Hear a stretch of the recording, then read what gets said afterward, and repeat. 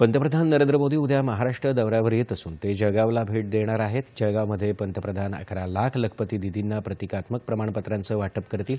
त्याचबरोबर ते लखपती दीदींशीही संवाद साधतील। देशातील महिलांना आर्थिकदृष्ट्या सक्षम करण्याच्या उद्देशाने केंद्र सरकार विविध योजना राबवत आहे। या योजनांपैकी अशीच एक योजना ज्याने लक्ष वेधलं ती म्हणजे लखपती दीदी उपक्रम, ज्याचा उद्देश महिला उद्योजकांना आर्थिक सहाय्य करणं आणि त्यांना आर्थिक स्वातंत्र्य प्राप्त करण्यास मदत करणं। वार्षिक 1 लाख किंवा त्याहून अधिक आर्थिक कमाई असलेल्या लखपती दीदींशीही पंतप्रधान संवाद साधतील।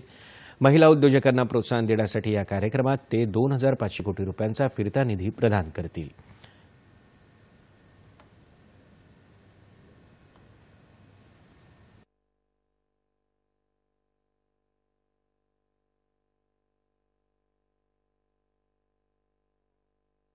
लखपती दीदीतून आम्हाला फायदा म्हणजे जसं MSLM आमचं उमेद अभियान आमच्या गावात आलं तर त्यावेळेला आम्ही फक्त साध्या एक मजूर म्हणून एखाद्या कारखान्यात कामाला जायचो की जर आपल्याला पाठीमागे उमेदसारखं एवढं प्रबळ आर्थिक सहाय्य देणारं, त्याचप्रमाणे आमचं मनोबल वाढवणारं संस्था आमच्या समोर उभी होती आणि त्याच्यामुळे आम्ही असं ठरवलं की जरी मालक बदलले असेल किंवा कारखाना त्यांनी जरी बंद केला असेल तरी आपण सगळ्या जणांची जे 10 जणांची एकजूट आहे त्या एकजुटीच्या बळावरती आपण स्वतःचा व्यवसाय करूया। म्हणजे महिलांचं सक्षमीकरण झालं पाहिजे, त्या आर्थिकदृष्ट्या सक्षम झाल्या पाहिजेत म्हणून सगळ्या आमच्या या योजना त्या ठिकाणी आहेत। आणि बचत गटाच्या माध्यमातून मी आपल्याला सांगेल की या वर्षी आणि मागच्या वर्षी 2 वर्षाला माझ्याकडे खातं ग्रामीण विकास आहे।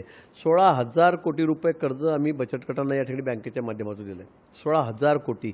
आणि सगळ्यात महत्त्वाची गोष्ट म्हणजे या ठिकाणी कुठेही NPA कुठलं खातं नाही आहे। म्हणजे जवळपास 98-99% बचत गट जे आहेत ते रेग्युलर सगळी कर्जाची परतफेड करतायत।